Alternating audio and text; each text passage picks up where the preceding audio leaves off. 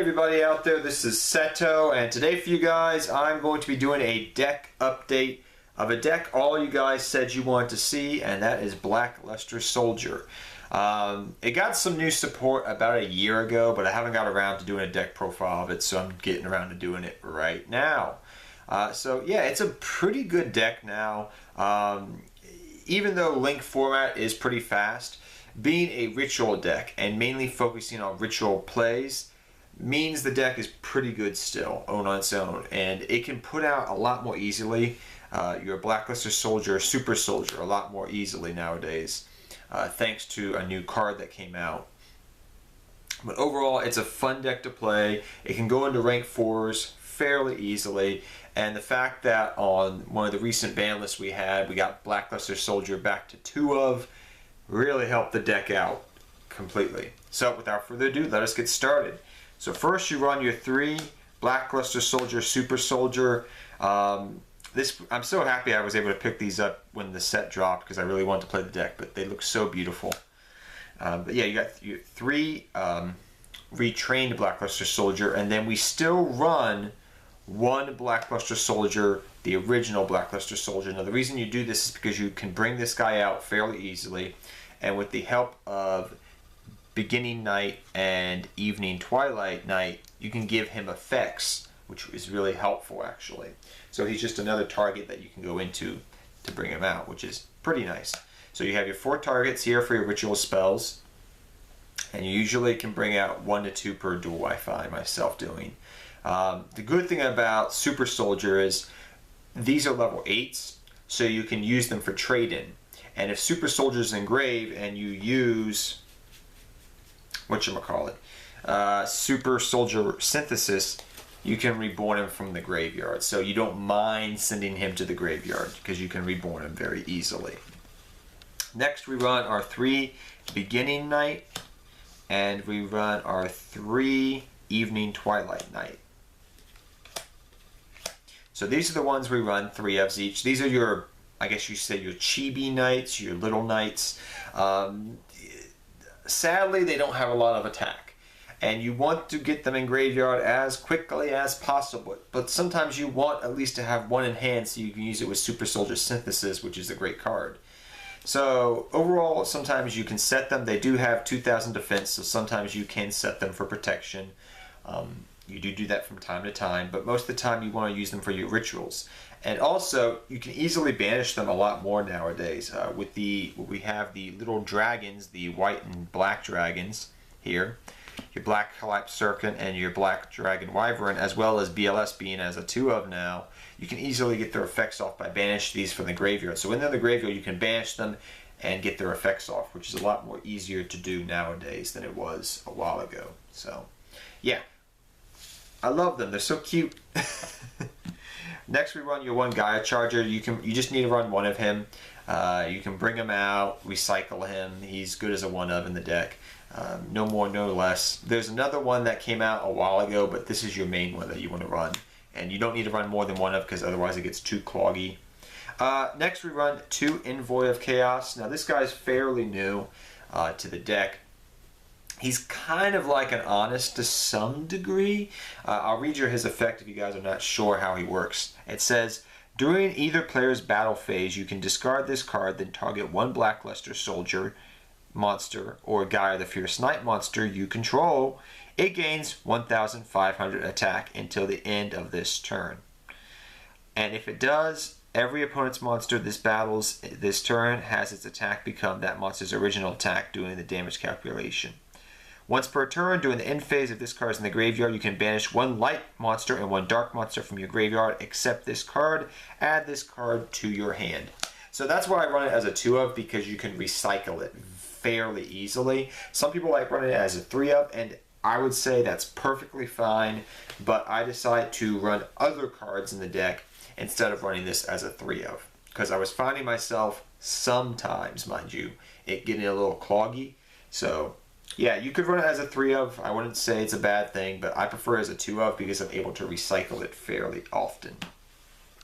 Next we run your 2 Black Serpent, as I call it, or your Black Dragon Collapse Serpent, and your 2 White Dragon Wyvern Burst. These guys help trigger off these when they're engraved. So you can use them to make rank 4s, which is awesome. And then if you banish these guys here, your chibi ones, you'll get their effects off, which is nice as well. So that's usually because you have a very high light and dark count in this deck. So you're able to do things like that fairly easily. Then we run your 3 Manju, which is definitely essential to the deck to search out whatever pieces that you need, be it your super soldier, be it your regular one sometimes, or be it your synthesis, or your other ritual spell that you run as a one of your super soldier ritual. You can search out all these different combo pieces fairly easy with the deck.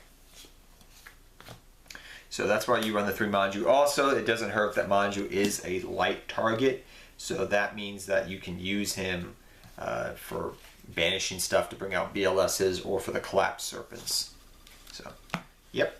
Then we run our 2 BLS. It's so nice to have this card back at 2 of. Internally, I'm screaming because I know how powerful this card used to be, but personally, I understand why it's back at 2 of, because nobody runs BLSs anymore, it seems like. But in this deck, oh, so good. Well, A, it's BLS, good boss monster. B, the fact that if I have these engraved, on top of getting these banished, I get their effects. So, yeah, you get effects off banishing monsters. Wow, that's amazing. So, I'm being sarcastic, but yeah, 2 BLSs is definitely a staple in the deck nowadays. If it goes back to 3 of, I don't know if you would run 3, but maybe. Next we run 2 Gateway of Chaos. I know this card went up for a while, and I think it's still up in price. People were using it when set rotation was at 3 of a lot to lock people out of their zones. In this deck, I decided instead of running 3 of Gateway of Chaos, which I was playing around with, to run the double Gateway of Chaos and the 1 Terraforming so I can thin my deck out. Gateway of Chaos is a great card overall, but I like this ratio. It's not as essential as a 3 of as it was when the deck first came out, I would say. So we got that, and then we got our 3 Super Soldier Synthesis, which is a newer card, and your 1 older Super Soldier Ritual. If you don't know what Synthesis does, I'll read it to you guys very quickly. This card can be used to ritual summon any Blackluster Soldier ritual monster from your hand or graveyard. That's why you are able to use trade-in in the deck now. You can send it to grave and reborn it. You must also send 1 light and 1 dark monster from your hand and 1 from your deck. That is great. You get to deck thin and set up your graveyard for a dark and light monster, which can also, if you have a BLS in hand, hey, wink wink, nudge nudge, you're getting effects off of that. To the graveyard, whose total level equal exactly 8, which it doesn't matter that because they're all level 4s. You can only activate 1 of these cards per turn. So this card is what made the deck work now. The fact that I can send these, I can send my Super Soldier or whatnot to grave, or my Blackluster Soldier to grave by trade-in, gives me a little bit of draw power, even though we run trade-in as a 2 of, still useful. And B, it helps thin my deck out by sending a light or dark from grave, depending upon what is in my hand. So I get my effects off. Just makes the deck function so much more better overall. So that's the ritual lineup you run right there. Then, like I've been talking about this entire time, we run 2 trade-ins still in the deck. Now, trade-in, you don't want to run it as a 3 of because you only have 4 necessary targets. So if you run 3 trade-in, it does get cloggy. So you just need to run 2 trade-in in the deck. If you want to bump up the OG one, maybe run 3, but that's up to you, and that may lead to inconsistencies in your deck if you decide to do that. So up to you. Then we run 2 Twin Twister. You want to clear your back row when you're setting up for your ritual spell and your ritual summoning, because you're putting a lot of stuff into that ritual monster and you don't want it to get striked or warning or lost wins, gosh forbid, or something stupid happening, if that's what I'm pretty much trying to say here. So you have Twin Twister, and also you usually have a lot of the chibi guys, or the little ones, the evening and twilight ones. You have these 2 guys a lot, and you don't mind pitching them to the graveyard because you could be setting up for a light or dark engrave as well. So that's something you're doing, as well as blowing away your opponent's back row. So you can do that if you're, depending upon your matchup, because I mean this is a casual fun deck, if I haven't mentioned that already. But it's not a super competitive deck. It's a casual fun deck that you can take to locals, and probably people don't know what the heck you're going to be doing, so it'll take some people by surprise. But depending upon your matchups, you may want to take these out for Cosmic Cyclones, is all I'm saying. So that's up to you. Then we run your 1-ofs, your 1 Upstart Goblin. Draw power is great in a deck. 1 Regeki, clear the board. 1 Rhoda to search out any one of your guys. Pretty much your targets for Rhoda are your Evening and Twilight.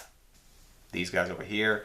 And you also can search out, which is really nice, your Envoy of Chaos as well. So those are your 3 targets you can search out with the Rhoda over here.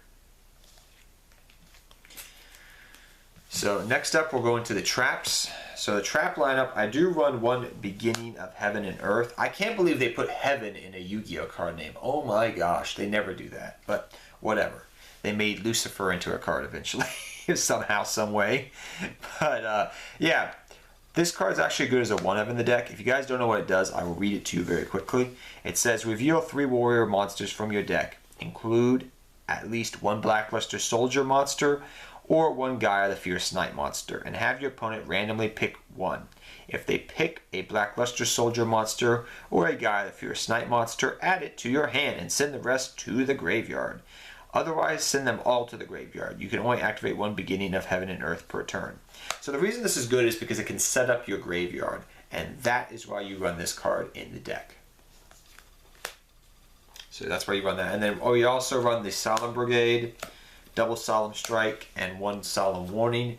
If Solemn Strike gets hit or whatever, just run other good cards. You have Max C you could run in the deck. You could run Max C in the deck. Other things I've run in, and I've been playing around with the deck, is Max C. Ghost Ogres, if you own them. I do not. So you could put Ghost Ogre in the deck if you wanted to side deck that in. Maybe a couple more hand traps could help you out in the long run, but that's if you're really taking it into like a very competitive setting. But for a casual, fun setting, you should be fine. For your extra deck, we run our 2 Fly Girls, Skyla and Winona, because they always bring me good luck and I love them. So my 2 Fly Girls. For the extra deck now, we have our level 8s, level 8 Exceed monsters. Your Hope Harbinger, your Heretic Sun Dragon, Horde of Heliopolis, so you can pitch things to graveyard if you need to. Your 68 Sky Prison, your Felgran as well, just in case sometimes, which comes in handy. You can also notice what I was trying to do here with all these here is you have light, light, dark, light.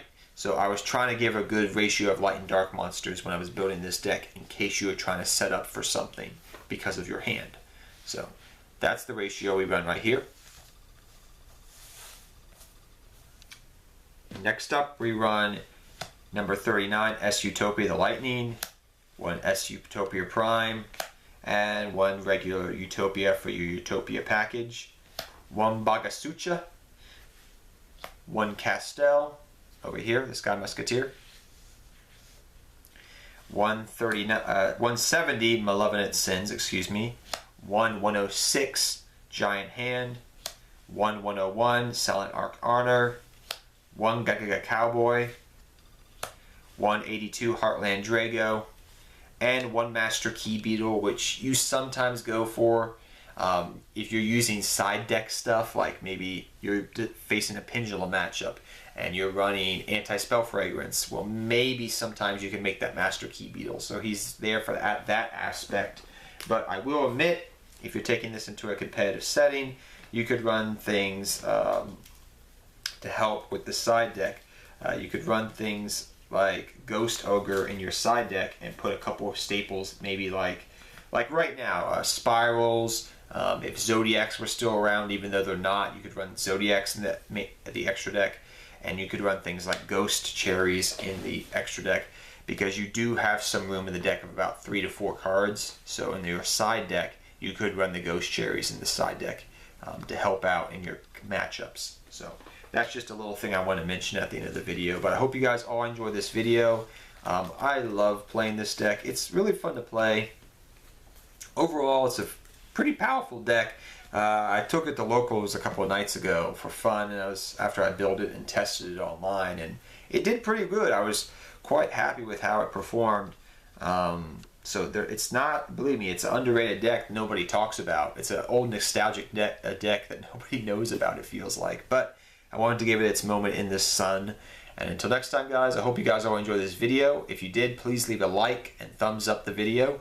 And if you enjoyed this video, feel free to subscribe to the channel for more awesome videos. And until next time, guys, take care, have fun dueling, good luck dueling, and I'll see you guys next time.